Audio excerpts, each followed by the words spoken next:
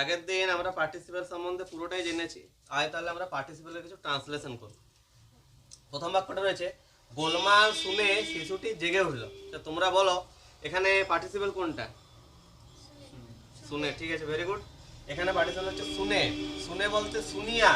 তাহলে আগের দিনে বলেছিলাম যদি শুনিয়া, করিয়া, খাইয়া এই সমস্ত কিছু হয় পার্টিসিপেলটা, সেক্ষেত্রে সেটা সবসময় বাক্যের শুরুতে বসবে। তাহলে শুনিয়া বা শুনে তার মানে শোনা ইংরেজি হচ্ছে হেয়ার।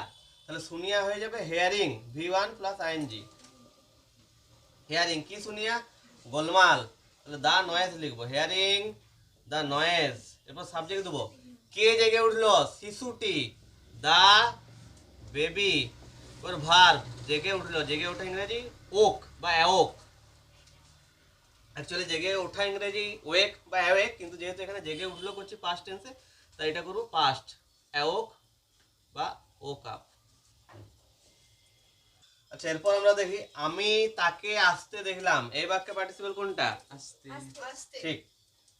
তাহলে আসতে, কিন্তু এখানে বাক্যটা যদি আমরা ভালোভাবে লক্ষ্য করি, এখানে কিন্তু শুনিয়া, করিয়া, খাইয়া, গিয়ে এ ধরনের কিন্তু কোনো কিছুই নেই। এখানে সরাসরি শুরুতে সাবজেক্ট আছে, আমি তাকে আসতে দেখলাম। তাহলে এখানে আমি শুরুতে সাবজেক্টটাই লিখবো, আই সাবজেক্ট। এরপর আমরা ভার্ব দেবো, কারণ আমরা জানি ইংলিশে প্রথমে সাবজেক্ট তারপর ভার্ব হয়। দেখলাম অর্থাৎ পাস্ট টেন্স, তাহলে ভার্বের পাস্ট ফর্ম স। সি মানে দেখা, স মানে দেখলাম, পাস্ট ফর্ম। তাহলে আই স। কাকে দেখলাম? তাকে, অবজেক্ট আই স হিম।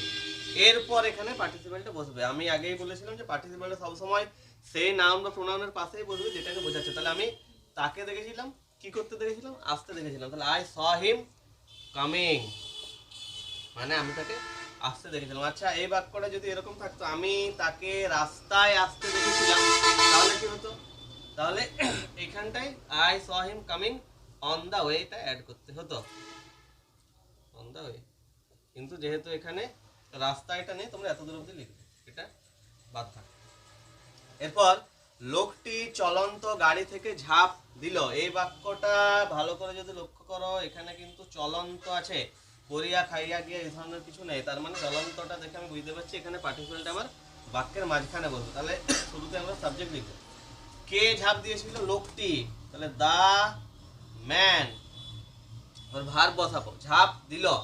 ঝাঁপ দিল, ঝাঁপ দেওয়ার ইংরেজি জাম্প। তাহলে ঝাঁপ দিল বা ঝাঁপ দিয়েছিল মানে পাস্ট টেন্স, তাহলে V2 হবে, দা ম্যান জাম্পড হয়েছে। এরপর কোথা থেকে ঝাঁপ দিয়েছিল? গাড়ি থেকে। গাড়ি থেকে, তাহলে থেকে ইংরেজি হচ্ছে ফ্রম দা কার, গাড়ি। এরপরে যদি ভালো করে লক্ষ্য করো, এখানে আছে লোকটি চলন্ত গাড়ি থেকে ঝাঁপ দিল। তার মানে এরপর আমি পার্টিসিপেলটা বসাবো, দা ম্যান জাম্প ফ্রম কি কার বা কি গাড়ি? চলন্ত গাড়ি। অর্থাৎ পার্টিসিপেলটা এখানে হবে ফ্রম দা রানিং কার।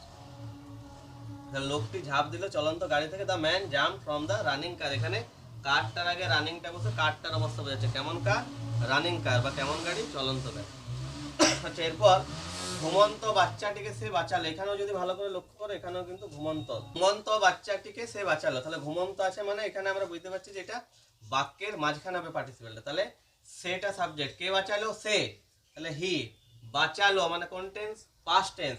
তাহলে বাঁচানোর ইংরেজি সেভ, তাহলে বাঁচালো পাস্ট টেন্স হবে সেভ। তাহলে হি সেভ। কাকে বাঁচিয়েছিল? বাচ্চাটিকে, দা বেবি। এরপর লক্ষ্য করো কেমন বেবি? ঘুমন্ত বেবি, মানে এখানেও পার্টিসিপেলটা বেবিটার আগেই বসবে। He saved the sleeping baby. বোঝা গেছে? আচ্ছা, এখানে একটা মিস্টেক হয়েছে, সেটা হচ্ছে যেখানে ঘুমন্ত বাচ্চাটিকে সে বাঁচালো হয়েছে, এটা অ্যাকচুয়ালি ডুবন্ত হবে।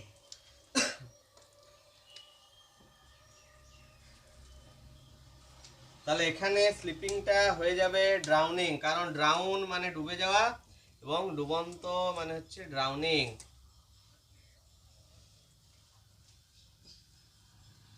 ঠিক আছে, তারপরটা আমরা দেখি।